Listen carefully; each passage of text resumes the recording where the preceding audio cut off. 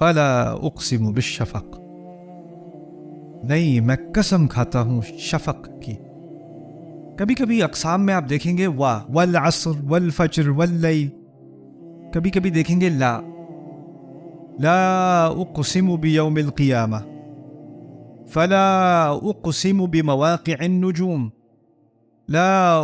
فلا اقسم بالشفق واللیل وما وسق والقمر اذا اتسق لترکبن طبقا عن طبق۔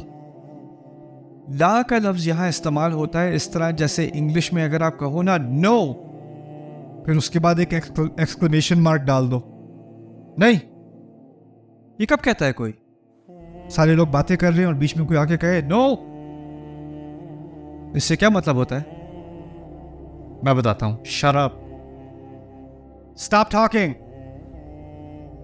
آل آف یو آر رانگ، تم سب غلط ہو، تمہاری ساری سوچ غلط ہے، یہ ساری سوچیں چھوڑ دو، یہ ساری باتیں چھوڑ دو، اور اس سب کا خلاصہ ایک لفظ میں کیا ہے؟ لا۔ یہ لا اقسم اس طرح نہیں ہے کہ نہیں میں قسم نہیں کھاتا، یہ ہے نہیں میں قسم کھاتا ہوں، لا اقسم۔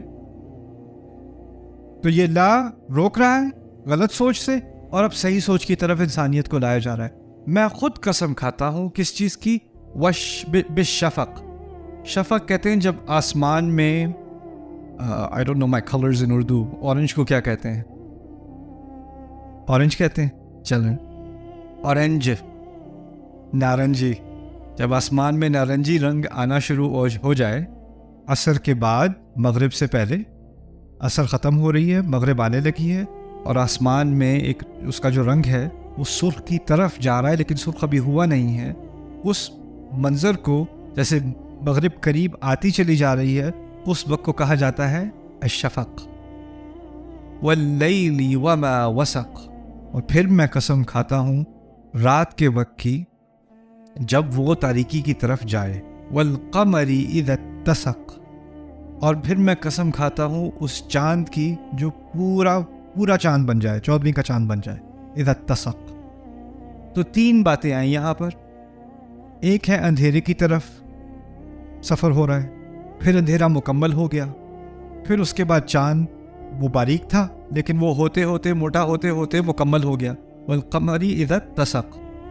اللہ تعالیٰ نے ان چیزوں کا حوالہ دے کے میرے ذہن میں ایک منظر پیش کیا ہے کہ انسان جو ہے وہ روشنی سے تاریکی کی طرف جا رہا ہے، جیسے دن میں اللہ تعالیٰ ہمیں روشنی سے، شفق سے اندھیرے کی طرف لے جا رہے ہیں، لیکن اندھیرے میں آپ کو پورے اندھیرے میں نہیں چھوڑا، اس اندھیرے کے اندر بھی کیا ہوتا ہے؟ اس آسمان پر چاند ہوتا ہے، اور وقت کے ساتھ ساتھ اس چاند کو زیادہ سے زیادہ تک قوت حاصل ہوتی ہے اور وہ پورا مکمل ہو جاتا ہے، والقمر اذا اتسق۔ اور ان سب کا حوالہ دینے کے بعد، اس سب کو ایک دلیل لانے کے بعد اللہ تعالیٰ نے کیا مقسم علیہ پیش کیا؟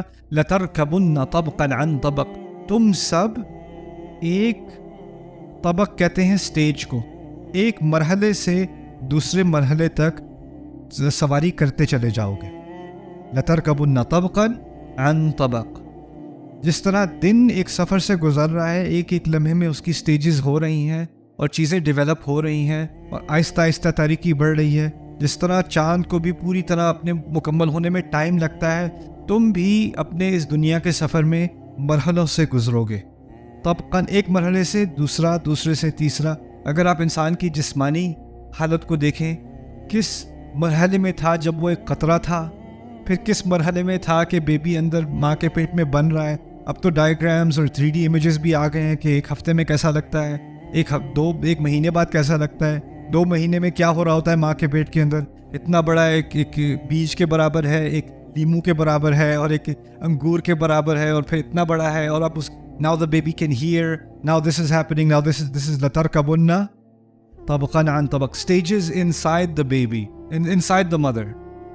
پھر اس کے بعد بچہ نکلتا ہے، پھر اور سٹیجز شروع ہو جاتی ہیں، ابھی اس کی آنکھیں نہیں کھل رہی، اس کے منہ سے آواز بیرلی نکل رہی ہے، اس کو اپنے لاتوں پر اور ہاتھوں پر کوئی کنٹرول نہیں ہے، یہاں تک کہ بچوں کو تو باکسنگ گلوز پہنانے پڑتے ہیں تاکہ وہ اپنی آنکھیں نہ اسکریچ کر لیں، کیونکہ ان کو بالکل بھی کنٹرول نہیں ہے، اس کو کچھ سمجھ نہیں آ رہی، اس کو وہ چیزیں پروسیس نہیں کر سکتا۔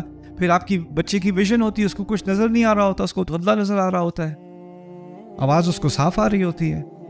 پھر ایک مرحلہ آتا ہے کہ وہ چلنا شروع ہو جاتا ہے آہستہ آہستہ، پھر اس کے بعد وہ چیزیں گرانا شروع ہو جاتا ہے، پھر وہ پہلے وہ روتا ہے، پھر وہ رلاتا ہے. طبقاً عن طبق.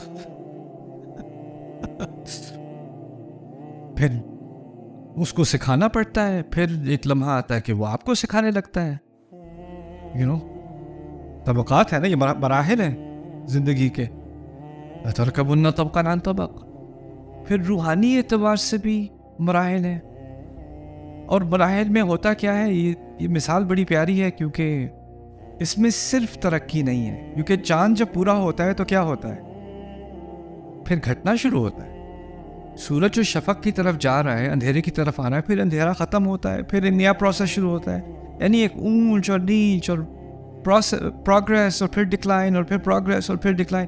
انسان فرشتہ تو ہے نہیں کہ صرف آگے کی طرف ہی چلتا رہے. کبھی کبھی آگے چل رہا ہوتا ہے، پھر سیٹ بیک ہوتا ہے، پھر آگے چلتا ہے، پھر سیٹ بیک ہوتا ہے، پھر آگے چلتا ہے، پھر سیٹ بیک ہوتا ہے. لَتَرْكَبُنَّ طَبْقًا عَنْ طَبَقٍ. اور یہاں پہ بلاغت کا بھی ایک لحاظ کیا گیا ہے، کہا ہوتا طبقاً علی طبق. اعلیٰ کہا ہوتا نا، تو ایک مرحلے کے اوپر اگلے مرحلے پر چڑھو گے، لیکن ایک مرحلے کے بجائے دوسرے مرحلے پر جاؤ گے.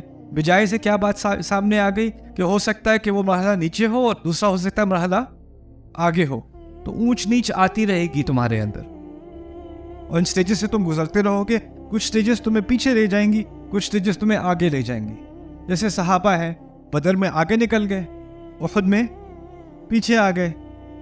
کہ ملٹری میں بھی کہتے ہیں، فلسفی میں بھی کہتے ہیں، sometimes you have to take a step back so you can take 10 steps forward.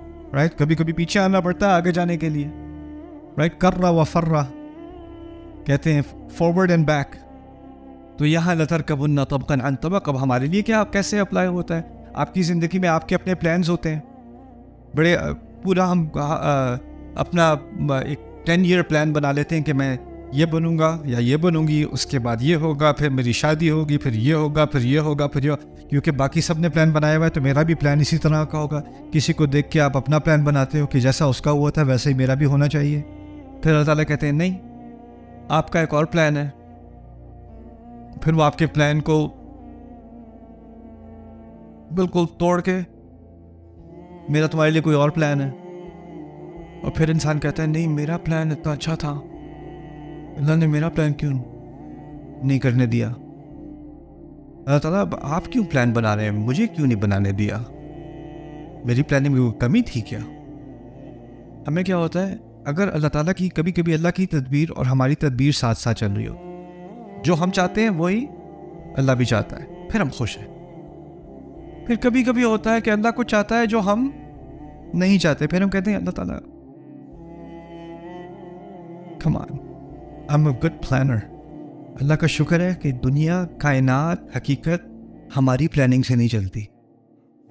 ہماری پلاننگ سے چل رہی ہوتی نا، ہم کب کی انسانیت ختم ہو چکی ہوتی.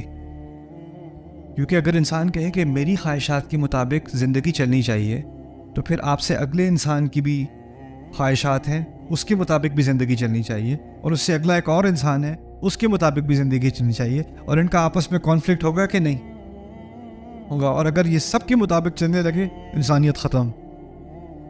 تو تم لوگ جو بھی چاہ لو، وَمَا تَشَاءُونَ إِلَّا أَن يَشَاءَ اللَّهُ، آخر میں اللہ کی مشیت چلے گی.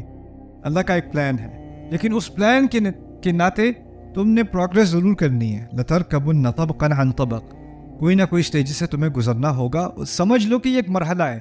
کوئی بھی انسان اس آیت کے بعد اگر اس پہ تدبر کرے تو اس کے ذہن میں یہ بات، اس کے دل میں یہ بات کھپ جائے کہ جس مقام پہ میں ابھی کھڑا ہوں یا کھڑی ہوں، یہ بس ایک مرحلہ ہے، اور اس سے آگے ایک اور مرحلہ آنا ہے، اور مجھے اس مرحلے کے لیے تیاری کرنی ہے. یا اگر اللہ نے کوئی نیا چیلنج دے دیا، کسی نئی مشکل میں ڈال دیا، یا کوئی نیا موقع میرے سامنے رکھ دیا، تو یہ ایک نیا مرحلہ شروع ہونے والا ہے. اب مجھے اس کے بارے میں آگے سوچنا ہے. ہم کیا کرتے ہیں، آگے کے سوچنے کی بجائے یا اللہ وہ جو پہلے تھا اسی طرح دوبارہ کر دینا، ہم پیچھے دیکھتے رہتے ہیں. ہمیں آگے نہیں دیکھنا، پیچھے دیکھنا ہے. لیکن اللہ تعالیٰ کہہ رہے ہیں کہ نہیں، یہ سورج جو ہے، اب یہ شفق آیا ہے نا، تو یہ واپس دوپہر کی طرف نہیں جائے گا، اب اندھیرا پڑے گا. اور اندھیرا آئے گا تو پھر ایک نئی روشنی آئے گی، باریک سی، اور باریک سی روشنی کے بعد تھوڑے روشنی میں اضافہ ہوگا. آخر کار آ کے وہ پھر پوری روشنی پوری ہو جائے گی، پھر وہ بھی غائب ہو جائے گی. پھر ایک نیا پروسیس شروع ہوگا.